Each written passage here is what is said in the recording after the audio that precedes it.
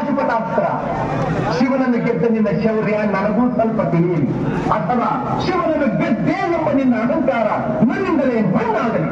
ಬದಾಂತ ಅವನಿವರನ್ನು ಕೊಂದೇ ಎಂಬ ಅಹಂಕಾರದಿಂದ ಕೊಟ್ಟಿದ ಮೂರ್ಖ.